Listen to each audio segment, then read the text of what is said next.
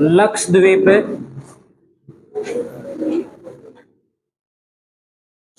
समूह है। चलो एटलस निकालो भाई, लक्षद्वीप समूह देखते हैं कहाँ है लक्षद्वीप समूह।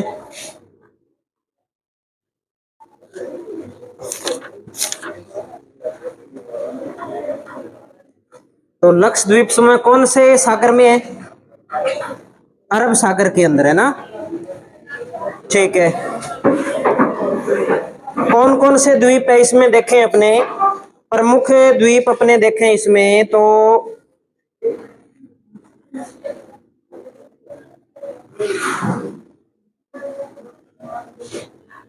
एक तो लक्का द्वीप समूह है, अमीनी द्वीप समूह है, किल्टन द्वीप, बित्रा द्वीप, मिल गए क्या सभी को? सोहेली द्वीप, कल्पेनी द्वीप, 9 डिग्री चैनल, मिनिकोय द्वीप, 8 डिग्री चैनल।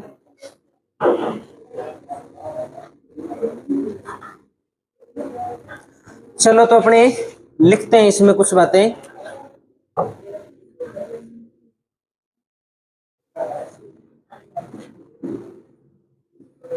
यह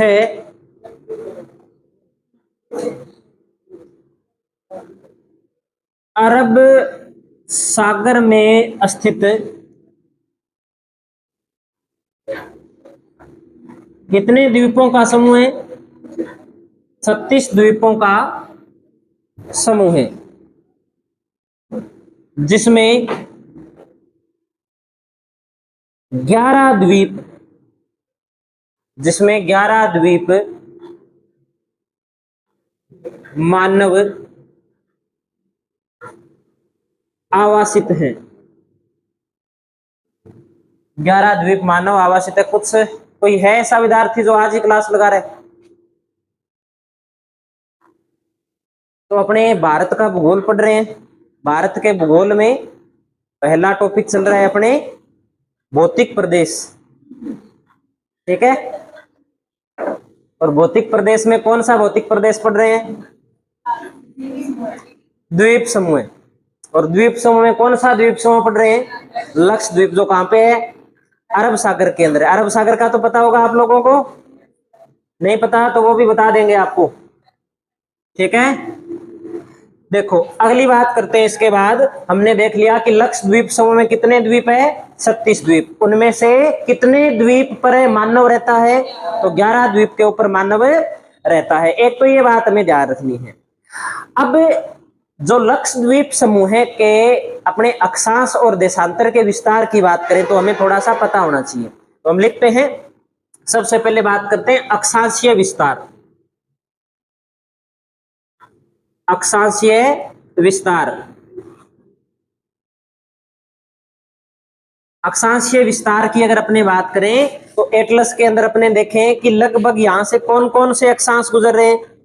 तो हम एक तो देखेंगे कि 8 डिग्री उत्तरी अक्षांश गुजर रहा है, और ऊपर अपने देखें तो 12 डिग्री उत्तरी अक्षांश है। तो अक्षांशीय विस्तार हो जाएगा 8 डिग्री से 12 डिग्री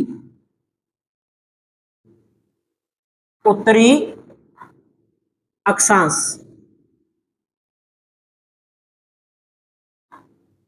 और दूसरी बात करते हैं अपने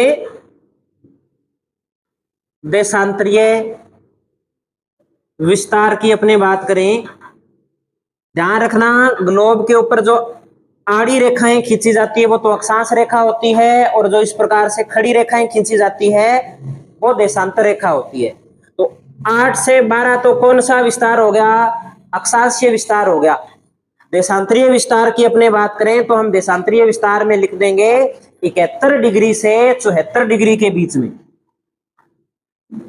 71 से 74 डिग्री पूर्वी देशांतर के मध्य इनका देशांतरीय विस्तार है वो पाया जाता है।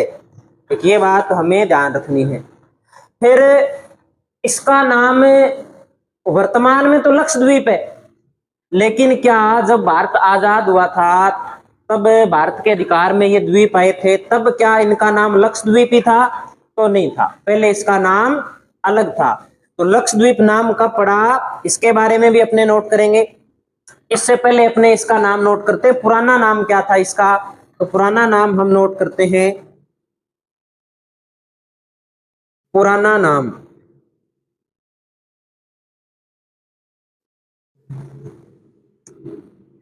पहले इसे बोलते थे लकादीव व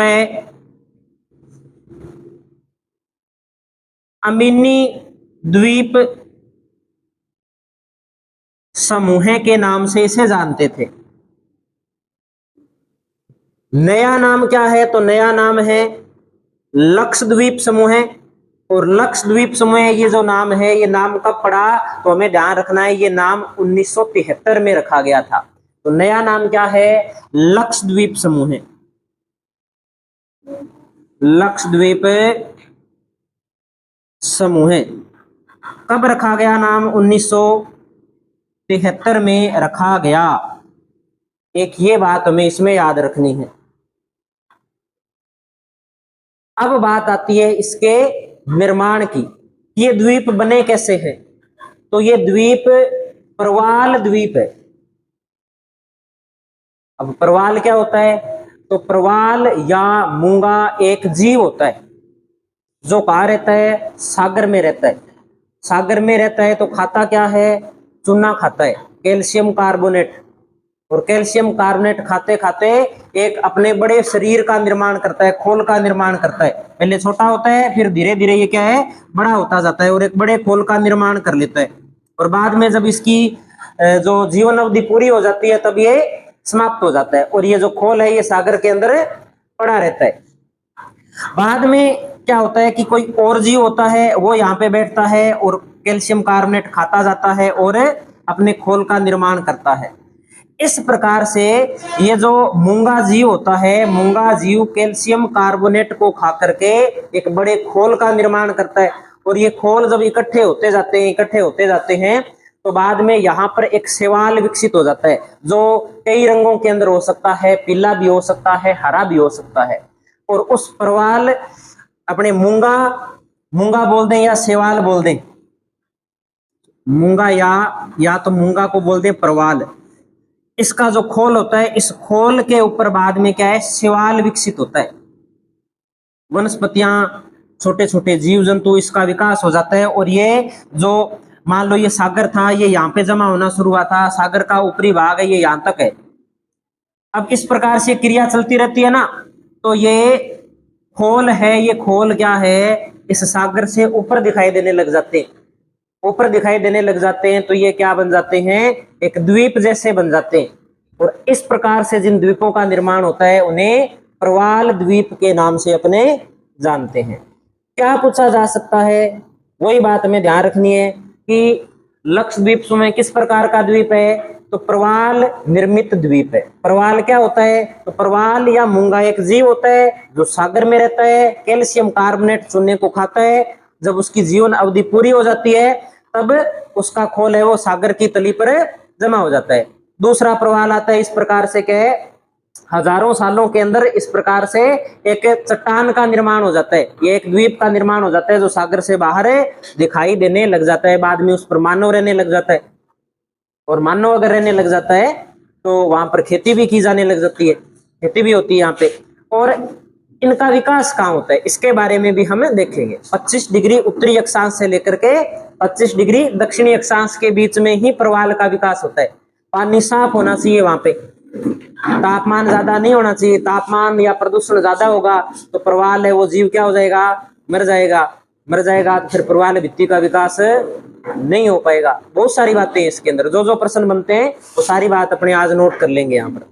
यहां तक की बात समझ में आ गई सभी के क्या, या इसमें कुछ बात है जो पूछनी है? चलें आगे, आपके समझ में आ गई? कोई बात समझ में नहीं आई तो आपको पूछनी है।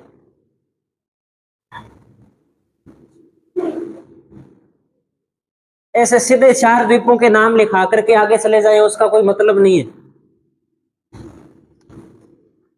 पढ़ने में आसान लगेगा आपको कि ठीक है 4 नाम याद करने, एक लक्काद्वीप याद करना है, एक अमीनी द्वीप याद करना है, एक 8 डिग्री 9 डिग्री और कोई चैनल याद करने हैं 11 डिग्री। उसका कोई मतलब नहीं है। 2-4 बातें और है साथ में, वो भी अपने देख लेंगे। तो अगली बात अपने नोट कर देते हैं इसमें, यह मूंगा, मूंगा को कोरल भी बोल सकते हैं या इसे हम बोल सकते हैं एटोल, ठीक है, या हम इसे कह सकते हैं प्रवाल द्वीप है या प्रवाल से निर्मित द्वीप है। एक तो ये बात हमें इसमें याद रखनी है।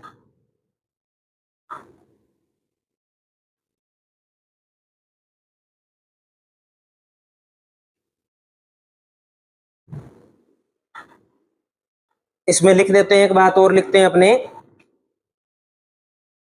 इसका निर्माण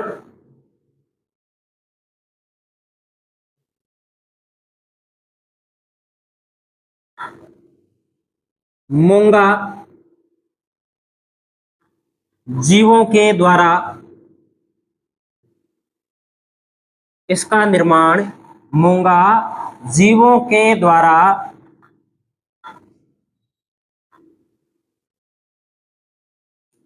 कैल्शियम कार्बोनेट, विज्ञान पढ़ रहे हो आजकल, कैल्शियम कार्बोनेट का तो पता चल ही गया होगा अब तक। कैल्शियम कार्बोनेट क्या होता है, सुनना होता है क्या या नहीं होता, सुनना ही होता है।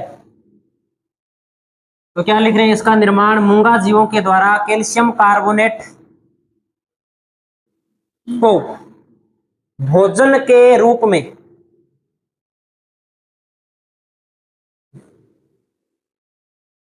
भोजन के रूप में ग्रहण करके विकसित खोल से होता है। सिर्फ मूंगा ही चूना नहीं खाता, मनुष्य भी चूना खाता है ना। और अगर मनुष्य चूना नहीं खाएगा तो क्या हो जाएगा, हड्डियां कमजोर हो जाएगी, दांत टूटने लग जाएंगे। तो जरूरी थोड़ी है जर्दे के साथ ही खाएगा, और भी तो खा सकता है। तुम्हारा तो दिमाग कहां तक चलता है पता है मुझे, है ना।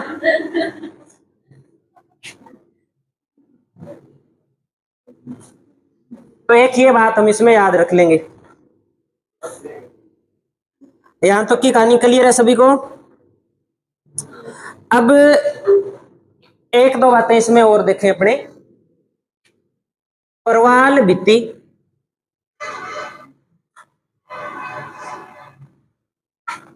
विकास की, प्रवाल भित्ति के विकास की आवश्यक दशा, आवश्यक दशा, प्रवाल भित्ति कहां बन सकती है, प्रवाल भित्ति कहां बन सकती है। तो प्रवाल भित्ति 25 डिग्री उत्तरी से लेकर के 25 डिग्री दक्षिणी,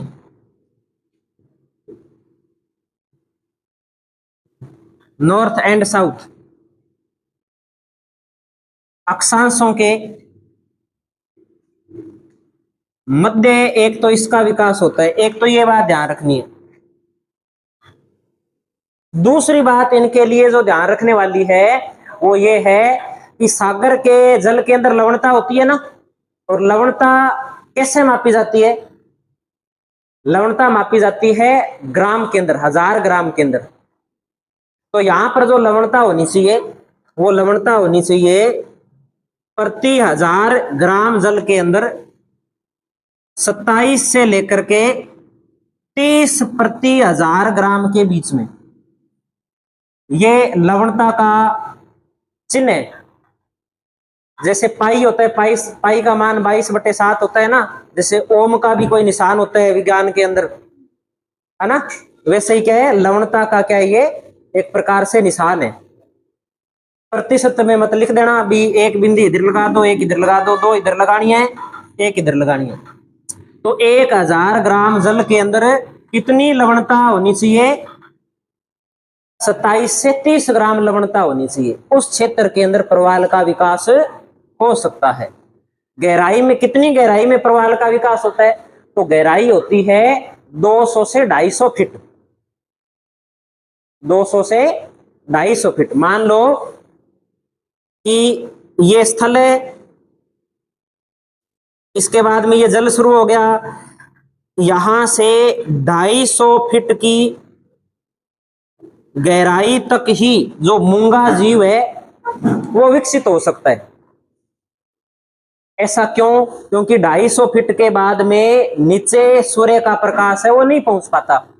जब सूर्य का प्रकाश नहीं पहुंचेगा तो उसका भोजन नहीं सही प्रकार से बनेगा, नहीं क्रिया नहीं होगी सूर्य के साथ में, तो इसलिए वहां पर मूंगा है वो जीवित नहीं रह पाएगा। तो लिखेंगे गहराई 200 से 250 फीट। गहराई कितनी होनी चाहिए? 200 से 250 फीट इसकी गहराई होनी चाहिए। कई बार अपने भारत के भूगोल में प्रश्न आया हुआ है कि प्रवाल विरंजन क्या है। प्रवाल विरंजन क्या होता है? प्रवाल विरंजन होता है कि जब सागर का तापमान बढ़ जाता है, या तो उसमें क्या हो जाता है, प्रदूषण हो जाए, या सागर के जल का तापमान क्या हो जाए, बढ़ जाए। ये दोनों कंडीशन होती है ना, चाहे तापमान 1 डिग्री सेंटीग्रेड ही क्यों न बढ़ जाए, तब भी यहाँ पे जो प्रवाल होते हैं हरे या पीले रंग के होते हैं। ये ज्यादा तापमान होने के कारण या ज्यादा प्रदूषण होने के कारण ये हरे या पीले रंग से सफेद रंग के हो जाते हैं। सफेद रंग के होने का मतलब है कि प्रवाल मर जाते हैं या बीमार हो जाते हैं, और बीमार आदमी कोई काम नहीं कर सकता सही ढंग से। अगर मर गया तो फिर तो काम बिल्कुल ही बंद है। तो उसे बोलते हैं प्रवाल विरंजन। प्रवाल का बीमार हो जाना या प्रवाल का मर जाना कब होता है? जब या तो प्रदूषण बढ़ जाता है सागर के अंदर, या तापमान बढ़ जाए। जैसे 2-4 डिग्री तापमान बढ़ते ही अपने कैसे करने लगते हैं बाहर जाते ही, वैसे ही हालात है वो इनके हो जाते हैं। अब की बार अनूपगढ़ के अंदर कितने लोग नशे या नशा कर रहे थे और गर्मी बढ़ गई जिससे मरे थे। लगभग 40 के आसपास थे ना, जिसमें लगभग युवा थे 15 साल से लेकर के 35 साल के बीच वाले। तो वही कंडीशन इनकी है। 1 डिग्री तापमान बढ़ जाएगा तो इनकी भी क्या हो जाएगी, मृत्यु हो जाएगी। तो एक बात अपने इसमें नोट कर देंगे कि समुद्र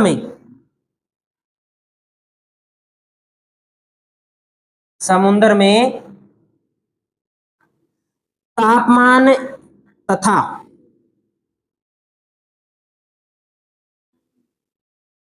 प्रदूषण बढ़ने के कारण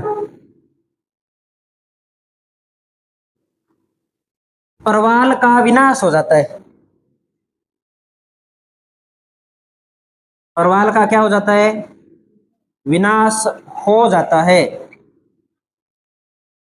जिसे क्या कहते हैं, प्रवाल विरंजन कहते हैं, जिसे प्रवाल विरंजन कहते हैं।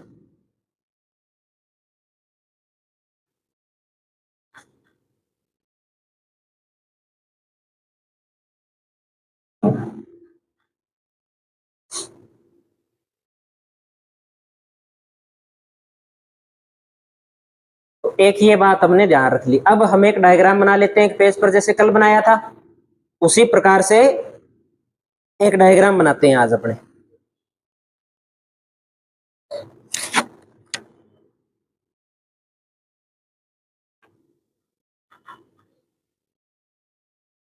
ये नोट कर लिया ना सभी ने?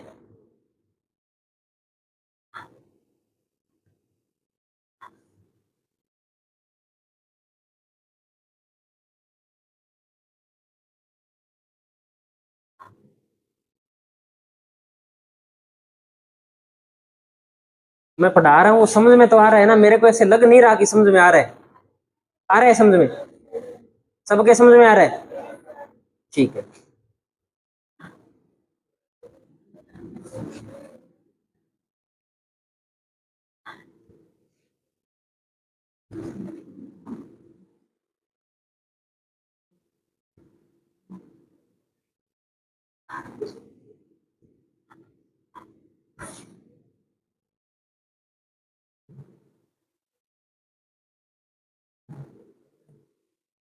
अभी अभी ऑप्शन है आपके पास, फीचर चेंज हो सकता है। देख लो, पहला ही टॉपिक चल रहा है अभी। हम्म।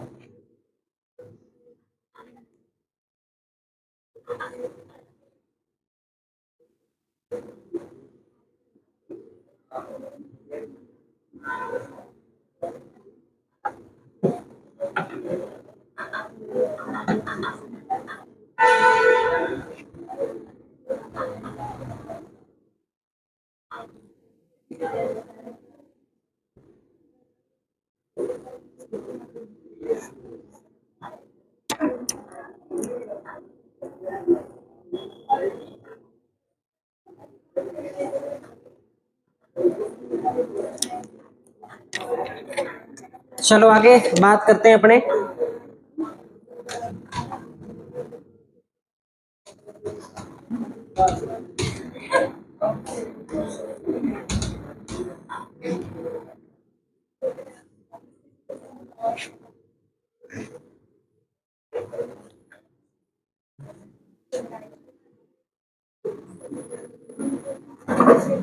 इस प्रकार से हम कुछ द्वीप बना लेते हैं।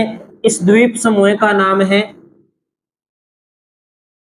अमीनी द्वीप समूह। एटलस में देखेंगे अमीनी द्वीप समूह कहां पर है। कहीं नाम मिल रहा है क्या अमीनी द्वीप समूह का? ठीक है।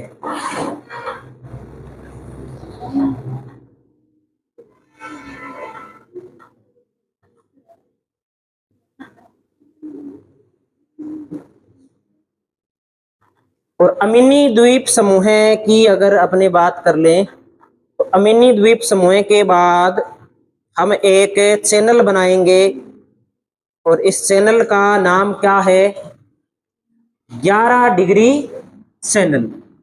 यहां पर इस प्रकार से एक रेखा बना देंगे। इस रेखा का नाम है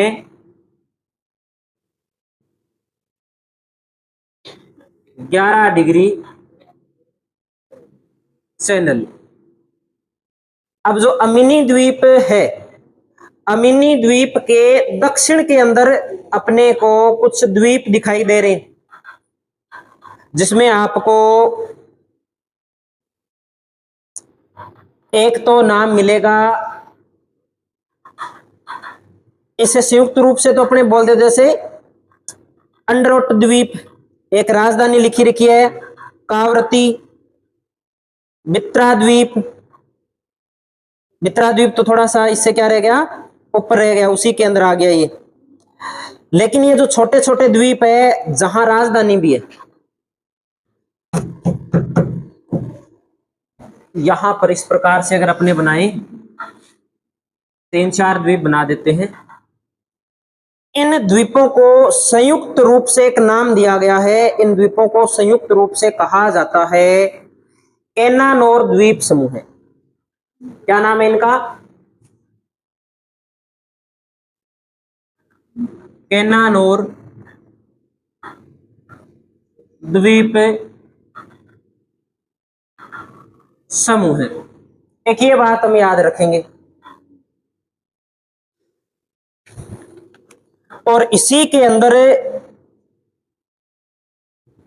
राजधानी अपने नोट करेंगे। इस द्वीप पे मान लेते हैं हम एक राजधानी बना देते हैं लक्षद्वीप समूह की। क्या राजधानी है? आवर्ती है, कवारती है? एटलस मत देखो, इसके अलावा भी कोई बुक देखो। इसमें तो कावरती दे रखा है। कावरती है क्या? कवारती नहीं है क्या? कवारती है ना, इसमें गलत दे रखा है।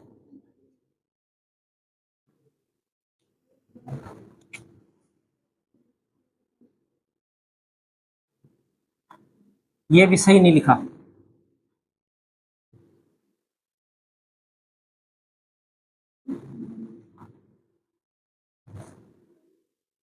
कवारती, तो कवारती क्या होगी? राजधानी हो गई। अब इसमें हम एक बात और देखें।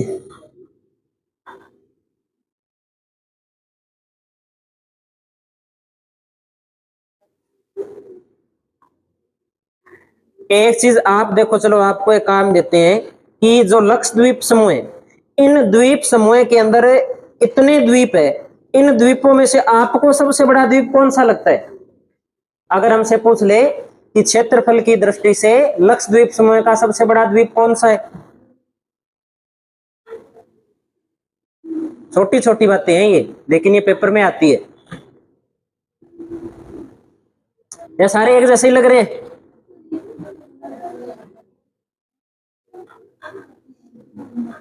एक कल्पेनी है, एक सुहेली है।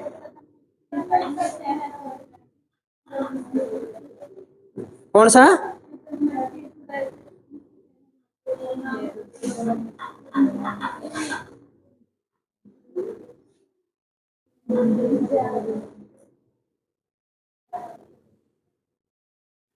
कहाँ पे?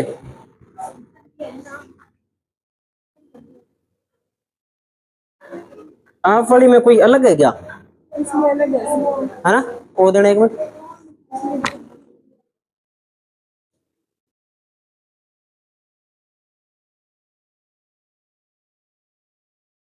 अच्छा ठीक है। अब देखो अपने बात करते हैं इसके ऊपर। तो अपने वाला तो नहीं है जिसकी बात अपने कर रहे हैं। इसमें दो किताबें अपने ले रहे हैं। एक तो एनसीईआरटी को तो मानते ही हैं अपने, है ना? एक तो एनसीईआरटी और एक अपने परीक्षा वाणी की किताब, बढ़िया किताब है। तो परीक्षा वाणी तो इसके अंदर जो मानती है वो मानती है एंड्रोथ द्वीप है, जो इसमें एंड्रोथ द्वीप के नाम से दे रखा है, इसको सबसे बड़ा द्वीप मानती है परीक्षा वाणी के अनुसार तो। और एनसीईआरटी है, एनसीईआरटी सबसे बड़ा जो द्वीप मानती है वो द्वीप मानती है मिनिकोय को। कौन से द्वीप को मानती है? मिनिकोय को। दोनों ही बातें याद रखनी है अपने को, क्योंकि कोई जरूरी नहीं है कि एनसीईआरटी के अंदर लिखा है वो सही है, कोई जरूरी नहीं है। एनसीईआरटी के अंदर भी बहुत गलतियां हैं।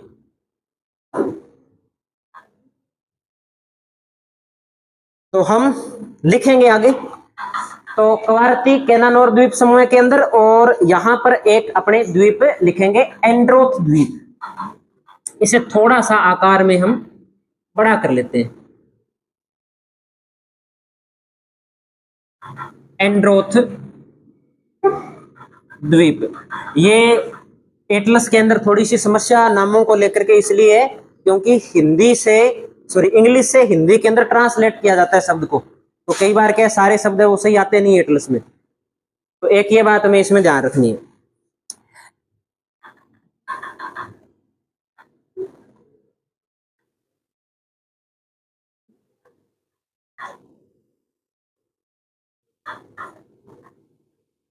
इसके बाद हम एक चैनल बनाएंगे, इस चैनल का नाम है 9 डिग्री चैनल। 9 degree channel. तो अब तक एक बात तो समझ में आ गई कि अमीनी द्वीप समूह है और केनानोर द्वीप समूह है। केनानोर द्वीप समूह को एक नाम और मिलता है लका द्वीप समूह है। लका द्वीप समूह है बोलते हैं इसे। तो इन दोनों को अलग करने वाला चैनल कौन सा है? 11 डिग्री चैनल। और इसके बाद में अपने देखें तो 9 डिग्री चैनल एटलस में भी दे रखा है। इसके बाद में एक द्वीप दे रखा है, द्वीप का नाम क्या है? मिनिकोय द्वीप। ये लगभग यहां पे है, इसका नाम लिख देते हैं अपने मिनिकोय द्वीप। तो मिनिकोय द्वीप को लका द्वीप समूह से अलग करने वाला चैनल कौन सा है? 9 डिग्री चैनल। और 10 डिग्री चैनल कहां है ये मत पूछो। हाँ, वहां पे किसे अलग करता है ये भी मत पूछो। अंडमान द्वीप समूह को निकोबार द्वीप समूह से अलग करता है। ऐसा ही था क्या? कुछ लिखा पड़ा है एटलस में, उसके लिए भी दिमाग चाहिए, ऐसे जल्दी से वो भी नहीं मिलेगा। चलो ये हो गया मिनिकोय द्वीप समूह। मिनिकोय द्वीप सॉरी समूह नहीं है, प्रमुख रूप से ये एक द्वीप है। इसके बाद में कौन सा चैनल आ गया? 8 डिग्री चैनल आ गया। तो बना देंगे 8 डिग्री चैनल।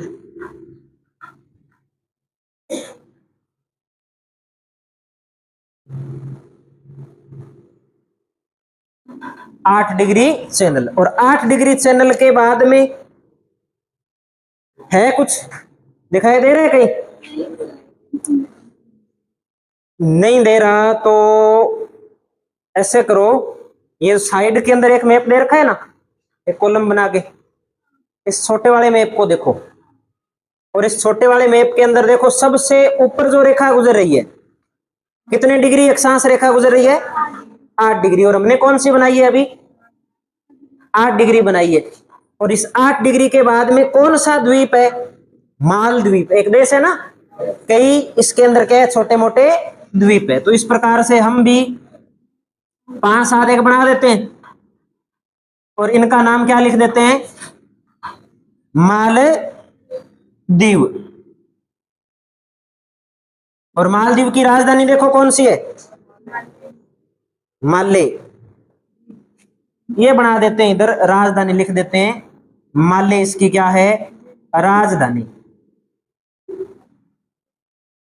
मालद्वीप मिनिकोय द्वीप से कौन से चैनल के द्वारा अलग होता है? 8 डिग्री चैनल के द्वारा अलग होता है। उसके बाद में कुछ और चैनल भी दे रखे हैं। 1.5 डिग्री चैनल भी दे रखा है ना, वो हमें याद नहीं करना, वो भारत के भूगोल में शामिल नहीं है।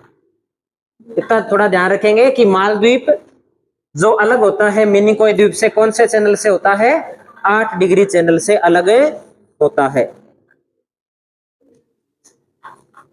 अब अपने नोट करते हैं लक्षद्वीप समूह का सबसे बड़ा द्वीप। लक्षद्वीप समूह का सबसे बड़ा द्वीप, इसमें हमें 2 पुस्तकों के अनुसार देखेंगे। एक तो हम देखेंगे NCERT, और एक परीक्षावाणी।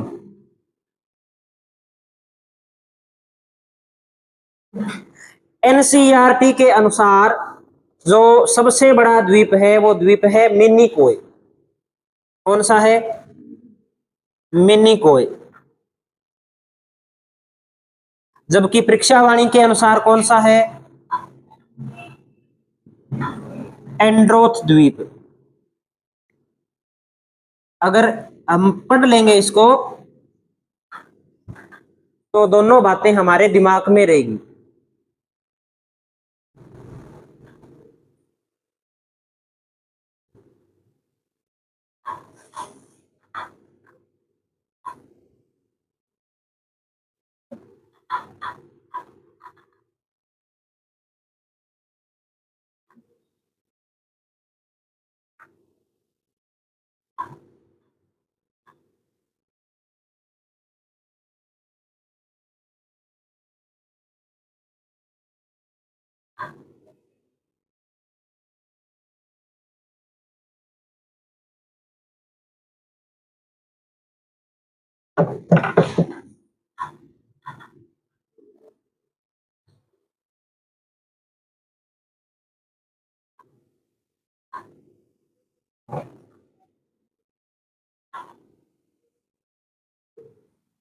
एक बात और नोट कर देते हैं, मालद्वीप की भाषा कौन सी है? दिवेही भाषा।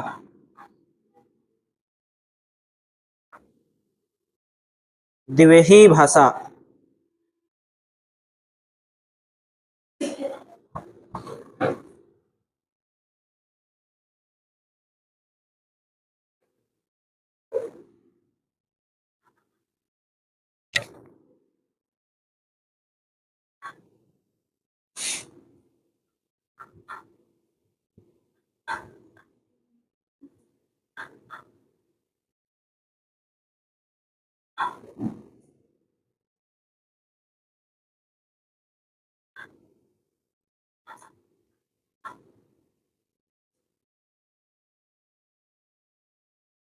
बना लिया क्या सभी ने? साफ कर दें क्या इसको?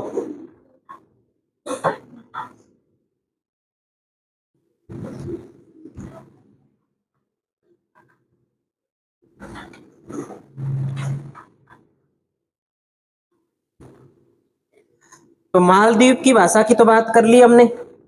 अब हम बात करते हैं लक्षद्वीप की भाषा क्या है। लक्षद्वीप की भाषा, तो लक्षद्वीप की भाषा है मलयालम। कौन सी भाषा है? मलयालम। मलयालम या दक्षिण के अंदर अपने तमिलनाडु में कौन सी बोली जाती है? तेलुगु। और जैसे केरल है, कर्नाटक है, इनकी जो भाषा है ना वो बहुत स्पीड से बोली जाती है। इतनी तेज बोली जाती है कि अपने समझ में नहीं आती, इतनी तेज बोलते हैं। क्या कारण है इतना तेज बोलने का?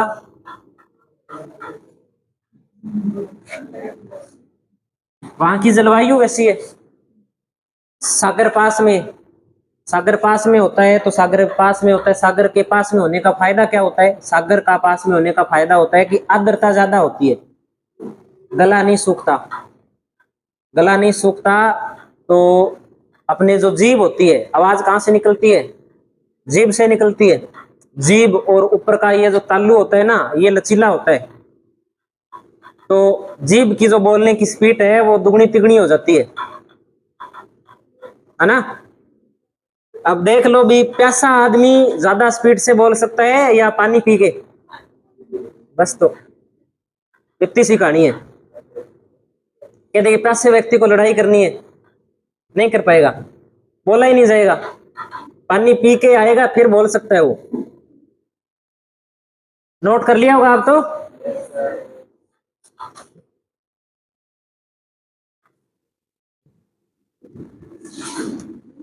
तो लिख दीजिए लक्षद्वीप समूह की भाषा मलयालम।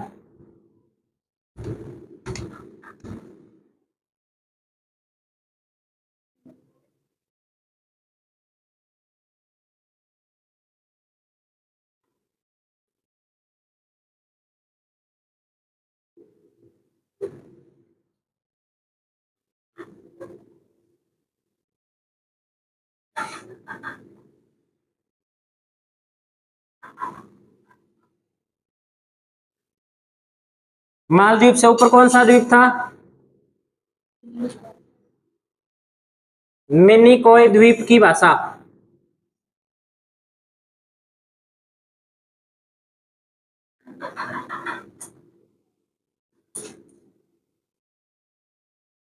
महल पूछा जा सकता है। मिनिकॉय द्वीप की भाषा कौन सी है? महल। महल जो भाषा है मलयालम और जो द्विवेही भाषा है, दोनों का मिश्रण है ये, क्योंकि बीच में है ना, बीच में है तो दोनों का प्रभाव पड़ता है। वैसे ही देख लो कि जो जयपुर के पास में लोग रहते हैं, वो नए तो प्योर अपने वाली बोलते हैं और नए उधर यूपी वाली बोलते हैं, मिक्स बोलते हैं। और जो बाड़मेर के आसपास रहते हैं, बाड़मेर, जालोर, उदयपुर के आसपास रहते हैं, उनमें क्या सिस्टम है? आधी गुजराती बोलते हैं, आधी अपने वाली बोलते हैं। तो यही कहानी इनके साथ में कि मिनिकॉय द्वीप समूह के ऊपर लक्षद्वीप समूह के द्वीप है, लकाद्वीप समूह और अमीनी द्वीप समूह, और दक्षिण के अंदर मालदीव। तो दोनों की मिश्रित भाषा है वहां पे। अगली बात करते हैं इसके बाद।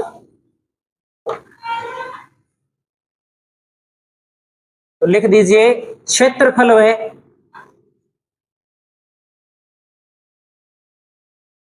जनसंख्या की दृष्टि से।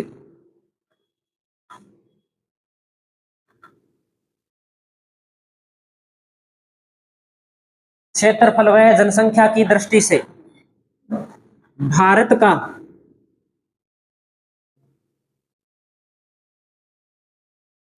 सबसे छोटा केंद्र शासित प्रदेश।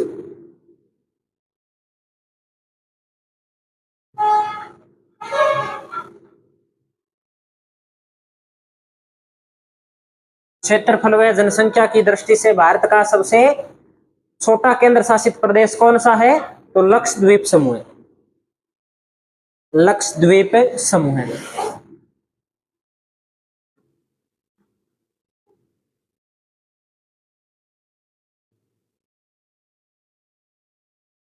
इनका हाई कोर्ट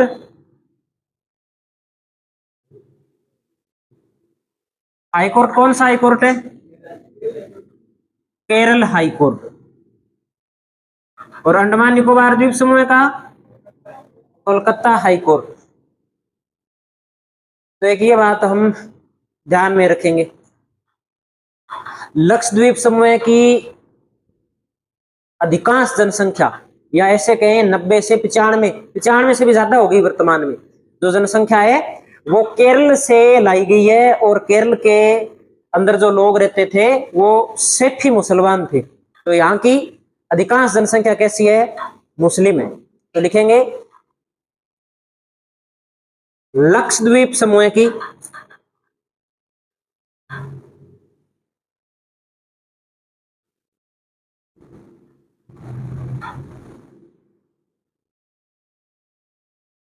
अधिकांश जनसंख्या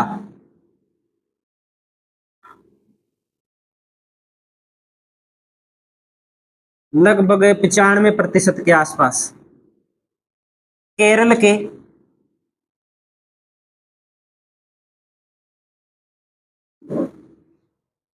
सेठी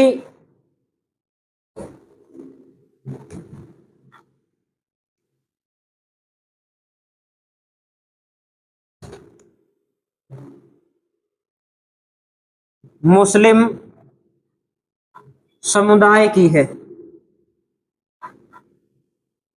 बाई चांस प्रश्न आ जाए कि भारत का ऐसा केंद्र शासित प्रदेश जहां की अधिकांश जनसंख्या मुस्लिम है, तो कौन सा है? लक्षद्वीप समूह।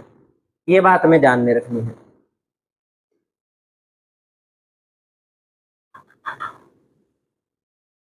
तो ये अपना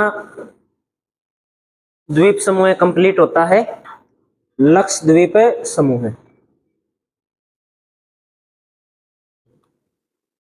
मालदीव से संबंधित एक बात और लिख सकते हैं अगर लिखना चाहें तो, कि मालदीव के ऊपर एक बार श्रीलंका ने आतंकवादी हमला किया था। मालदीव पर कब्जा कर लिया था श्रीलंका के आतंकवादियों ने, जिसमें ऐसे भी कह सकते हैं कि हो सकता है कुछ पाकिस्तान का भी हाथ हो। तो उस समय भारत ने एक ऑपरेशन चला करके मालदीव को आजाद करवाया था। उस ऑपरेशन का नाम है ऑपरेशन कैक्टस। तो एक बात और लिख सकते हैं अपने, लिख दीजिए आप, या तो जहां मालदीव बनाया था वहां जगह पड़ी है क्या मैप के अंदर? उस मालदीव के पास में वहीं लिख दो ऑपरेशन कैक्टस।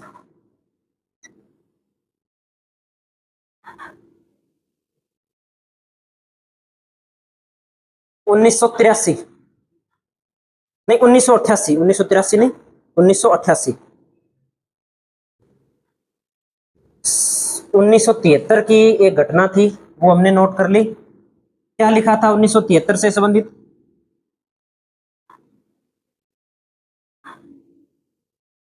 नाम परिवर्तित किया था ना?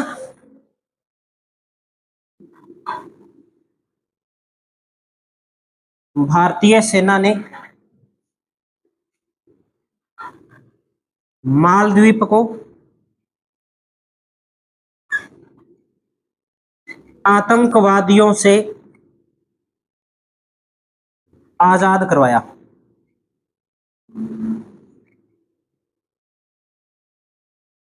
हो सकता है पूछ ले, एक आध बार पूछा हुआ प्रश्न है ये, तो एक ये बात याद रख लेंगे।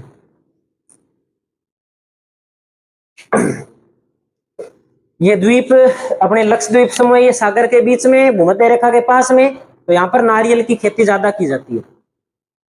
ठीक है, लिखना चाहो तो लिख लो। बेसिक बात है कि जो सागर के पास में भाग होता है वहां किसकी कृषि की जाती है? तो लक्षद्वीप समूह के अंदर नारियल की खेती ज्यादा की जाती है। नारियल की खेती ज्यादा की जाती है। एक ये बात हम ध्यान में रखेंगे। एक द्वीप है छोटा सा जो एटलस के अंदर नहीं दिखा रखा, द्वीप का नाम है पिटली या पित्ती द्वीप।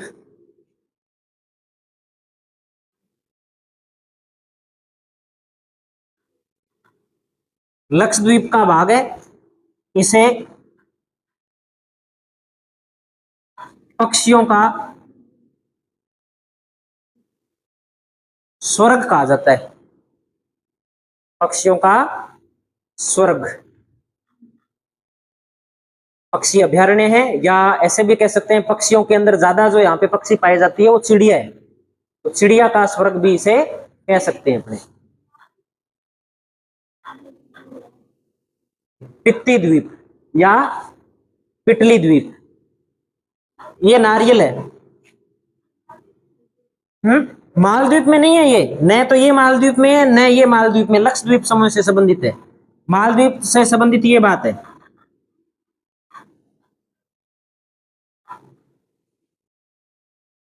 पक्षियों या चिड़िया का स्वर्ग बोलते हैं, चिड़ियों का स्वर्ग। तो ये अपना लक्षद्वीप समूह कंप्लीट हो गया।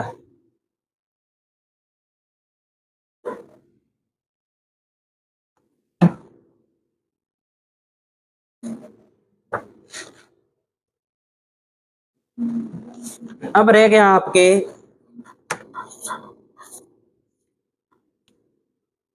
कौन सा प्रदेश रह गया, मरुस्थलीय प्रदेश। तो लिखो मरुस्थलीय प्रदेश, अगली हेडिंग लगा दीजिए। टाइम पड़ा है क्या अभी? ज्यादा टाइम नहीं चाहिए, 5-7 मिनट ही चाहिए अपने को। कोई नहीं, 5 मिनट ले लेते हैं अपने, कल फिर नया टॉपिक शुरू करेंगे।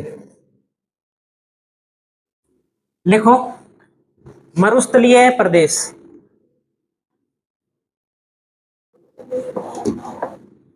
मरुस्थलीय प्रदेश,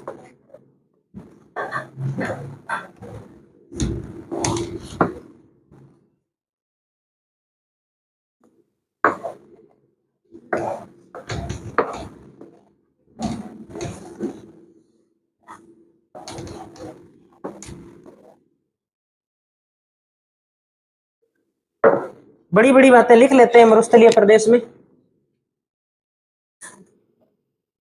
हालांकि वैसे तो क्या पढ़ाना है इसका, आप वैसे ही पढ़ रहे हो इसे। राजस्थान में आधा भाग इसका ही है।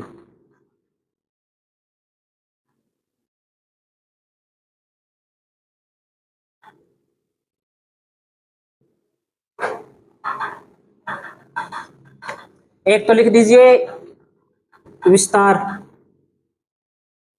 तो विस्तार है राजस्थान,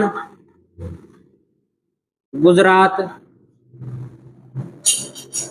पंजाब, हरियाणा, और अब धीरे धीरे पश्चिमी उत्तर प्रदेश की ओर इसका विस्तार है वो प्रारंभ हो रहा है। तो एक तो ये बात लिख देंगे। निर्माण कौन से काल में हुआ था? चतुर्थक महाकल्प के कौन से काल में? प्लिस्टोसीन काल में। कौन से सागर से? तैथिस सागर के अवशेष के रूप में।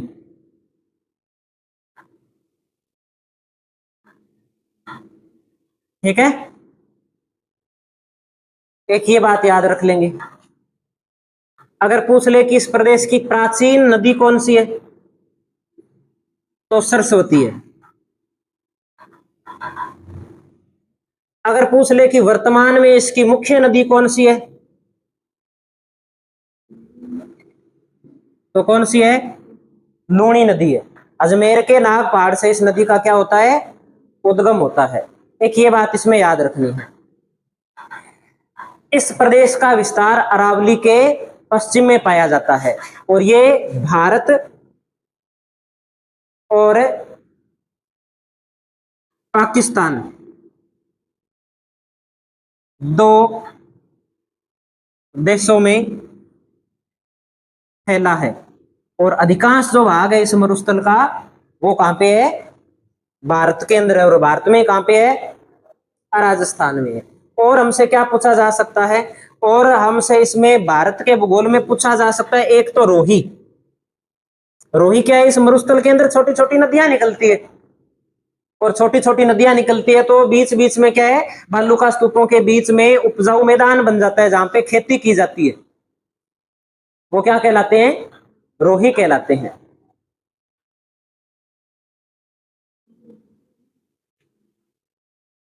छोटी अस्थाई नदियों से निर्मित कृषि योग्य भूमि और तैथी सागर के अवशेष के रूप में यहाँ क्या पाई जाती है? खारे पानी की झीलें पाई जाती है। और एक शब्द, एक थली, इसमें लिखेंगे लूणी नदी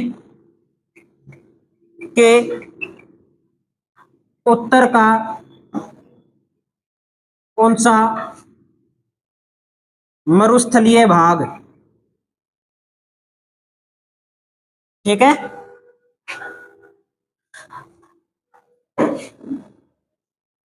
ये थली है।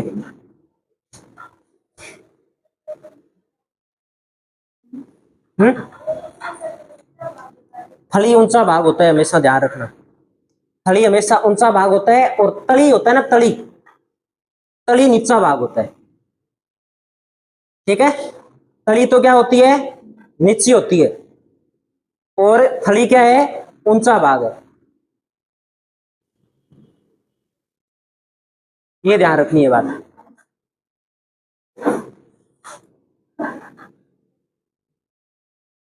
थली में आता कौन सा क्षेत्र है? तो चूरू का क्षेत्र आता है, बीकानेर का सारा क्षेत्र आता है, अनूपगढ़ का दक्षिण वाला क्षेत्र आता है। बीकानेर सारा हो गया, जैसलमेर, फलोदी, जोधपुर, ये नीचा क्षेत्र है क्या ऊंचा है? तो कौन सा होगा? बस, तो इतनी बात ध्यान रखनी है। और प्रमुख जिले,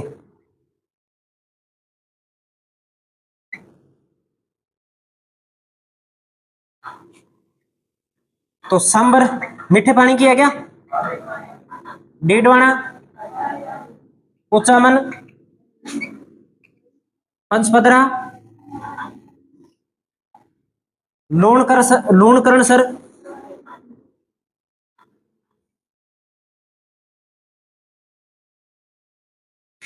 बाप झील,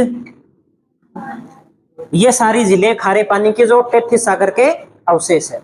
इसी के साथ में अपना भौतिक प्रदेश वाला पार्ट आज कंप्लीट होता है। कल या तो कोई जलवायु देखेंगे भारत की, या फिर कोई नदियां देख लेंगे, जो ठीक रहेगा वो अपने शुरू कर लेंगे।